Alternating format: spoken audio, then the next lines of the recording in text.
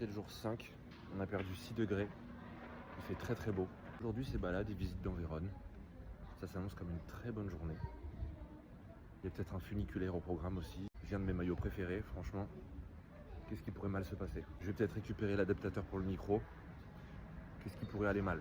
D'ailleurs, j'ai oublié de vous parler du stade hier, du bâtiment lui-même, parce que je commence à en avoir vu quelques-uns. C'est probablement un des pires que j'ai vu. Déjà, je sais pas si on voit bien sur la vidéo, mais la tribune où j'étais était directement sous une autre tribune de béton, ce qui fait qu'on voyait pas grand-chose. Il faisait extrêmement chaud. Bon, ça avait coûté 10 €, hein, donc forcément, fallait pas que je m'attende à une loge d'opéra. Mais il y avait quand même écrit Poltronissime.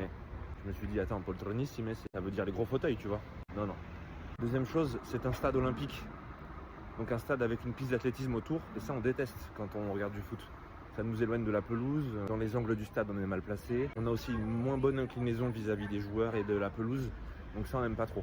Bref, en tout point, je pense que j'ai préféré le stade tout pourri de Ljubljana l'an dernier, qui au moins était un vrai stade de foot, et qui avait un côté un peu plus aéré et sympa quoi. C'était ma review du stade, je sais plus son nom, je le mets là.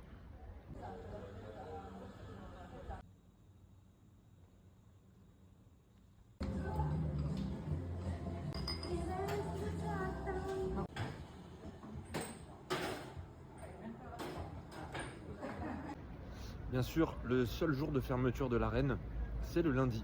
Donc demain matin, je partirai un peu plus tard que prévu de Vérone, parce que j'aimerais bien quand même voir l'intérieur. En fait, l'arène se visite les jours de spectacle. Il n'y a pas de spectacle le lundi. L'arène est occupée tout l'été par des opéras et des spectacles musicaux. Regardez, là, il y a Aïda de Verdi en ce moment.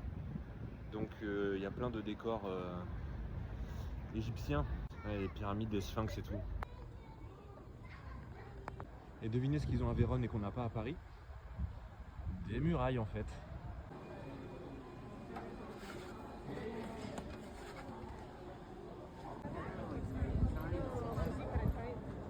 Ok, c'est le moment story time. J'ai fait le truc le plus débile au monde, c'est hilarant. J'ai bien reçu ça. Lightning en bas, USB-C en haut.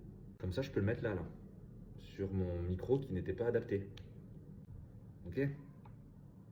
Regardez bien ce que j'aurais pu faire depuis le début. Voilà, c'est USB-C. Ça va avec mon iPhone. Je me suis rarement senti aussi bête. Et en même temps, j'ai éclaté de rire quand je m'en suis rendu compte. Donc premièrement, j'ai fait livrer ce truc à Vérone pour rien. Amazon, machin, super. Et deuxièmement, ça fait 5 jours que vous vous tapez un son horrible, alors que j'aurais pu brancher ce truc directement. Un abruti, mais d'un niveau rarement atteint. Le point positif, c'est que maintenant, vous allez bien m'entendre. Test, test, 1, 2. Most Italian place on earth.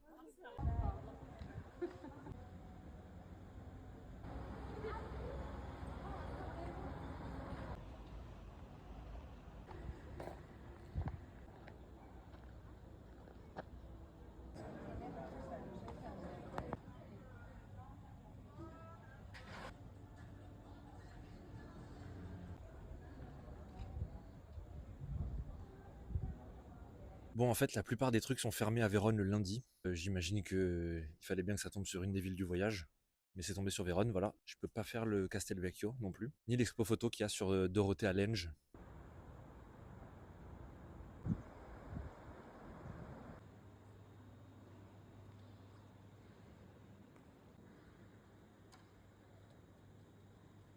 Ça, j'aime beaucoup parce que c'est très homogène et en plus très symétrique. Et ces motifs floraux, j'avais jamais vu ça dans aucune église, encore moins de cette taille-là. Regardez l'harmonie et la cohérence et l'homogénéité des couleurs entre le plafond, les voûtes et même le sol.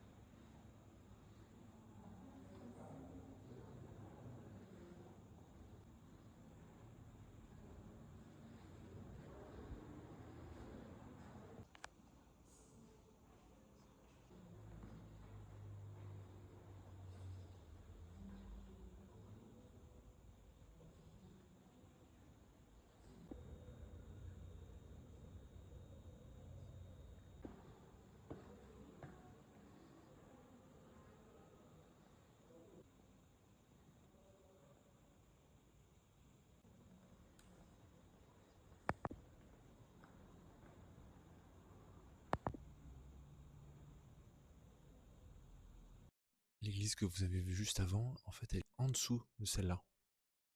C'est deux églises l'une sur l'autre. C'est pour ça qu'elle ressemble un petit peu à une cave. Si elle est si basse et si profondément enfouie dans le sol, c'est à cause des crues répétées du fleuve, de l'Adige, qui l'ont enfoncé, qui l'ont beaucoup abîmé aussi, et qui ont poussé les franciscains à construire une autre église par-dessus, beaucoup plus spacieuse, beaucoup plus lumineuse.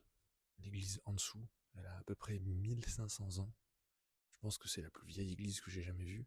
Et l'avantage de ces deux églises l'une sur l'autre, c'est qu'elles accumulent 1500 ans d'histoire de la chrétienté, d'histoire de l'art religieux, d'histoire de l'architecture aussi. Et rien que sur ce mur-là, en face de moi, vous pouvez voir les fresques Renaissance en haut, des sculptures baroques dans les petites chapelles latérales, l'usage de différents matériaux, de différents coloris. Donc c'est très très composite. Les deux églises que vous venez de voir, enfin c'est deux en une disons, c'est l'église de San Fermo, vous la voyez derrière moi là. Elle fait partie d'un groupe de 4 églises qui sont les 4 principales églises de Vérone. On en a vu une tout à l'heure, celle qui avait le plafond fleuri, Sant'Anastasia. Celle-là donc, maintenant on va aller voir la cathédrale qui est la 3e, le Duomo. Et la 4e c'est San Zeno, qui est dans un quartier plus populaire de Vérone, que j'ai traversé hier pour aller au stade, et où il n'y a pas de touristes. C'est d'ailleurs un peu mort, mais on voit qu'il n'y a que des Véronais. Et petit tips, vous pouvez avoir accès aux 4 églises pour seulement 8 € avec le même billet. Alors oui, c'est payant, mais c'est pour avoir accès aux 4 grandes églises de Vérone. Ça, c'est son cul, ça. C'est quoi ça, là? Ça, là-haut, là. Ça me plaît pas trop, ça. Ça, c'est l'église supérieure, et l'église inférieure, elle est vraiment basse, là. Et regardez, le fleuve est là, hein. C'est la Dige. Et quand la Dige déborde, et quand il débordait, il débordait dans l'église inférieure, là-bas derrière. Et c'est ça qui a aussi contraint à déménager les 2 sépultures des 2 martyrs qui ont donné leur nom à l'église, dans l'église supérieure, parce que sinon ils étaient soumis aux inondations. Bref, direction le Duomo.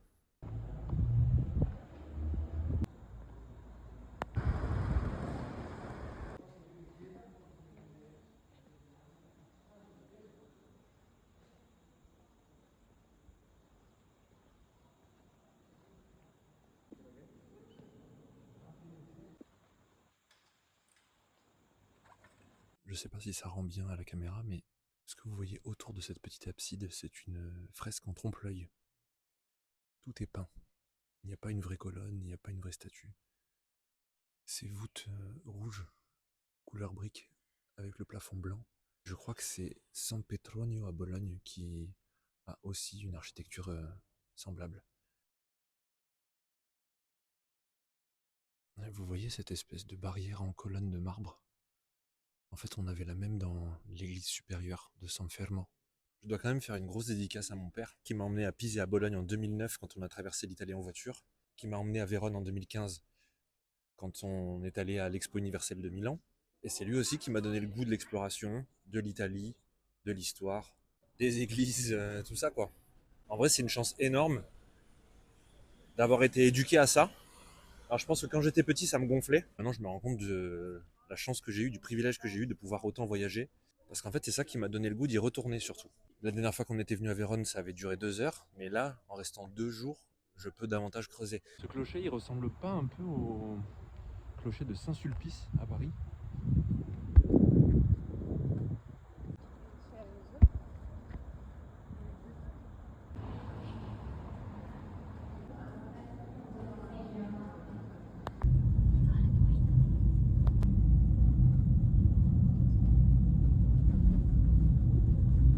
On va faire un petit test. Je me demande qui est encore là après autant de minutes. Et j'ai pas accès à ces statistiques-là via les réseaux. Donc si vous êtes encore là, mettez un nom de Pokémon dans les commentaires. Voilà. Comme ça on saura. Un nom de Pokémon qui n'est pas Pikachu. Comme ça je saurai qui regarde vraiment loin dans le vlog. Et qui sont les escrocs qui regardent les 4 premières secondes.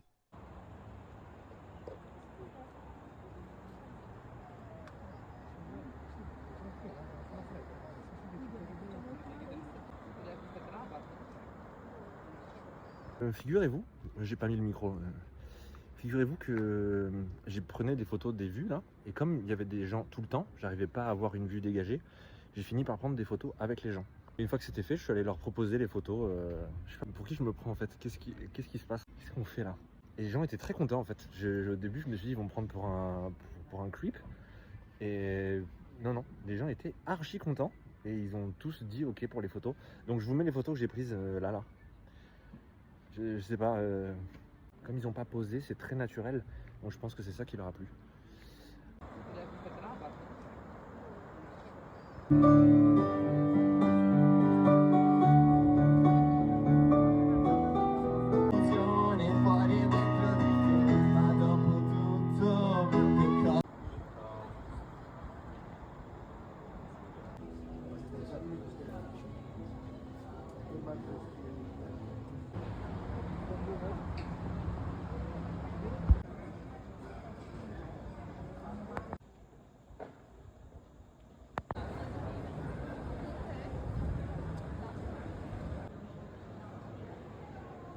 Il y a un truc qui m'en fout en Italie. Mais bon, je suis touriste, donc j'ai rien à dire. Hein. C'est ça là. Lucques, Bologne, Rome, Vérone, Milan, où vous voulez. Les petites placettes, même dans les zones à trafic limité, même dans les centres historiques, il y a des voitures. Il y a des voitures partout. Ça, c'est un truc dont on s'est à peu près débarrassé en France, j'ai l'impression. Mais ici, pas du tout. Bon, moi, j'ai rien à dire parce que j'imagine que c'est plus pratique pour les gens et qu'il n'y a pas les transports en commun. Voilà. C'est même difficile de prendre une photo, il n'y a pas de voiture. Regardez, tout de suite, il y a des gens, et même quelqu'un qui est mort là-bas, regardez.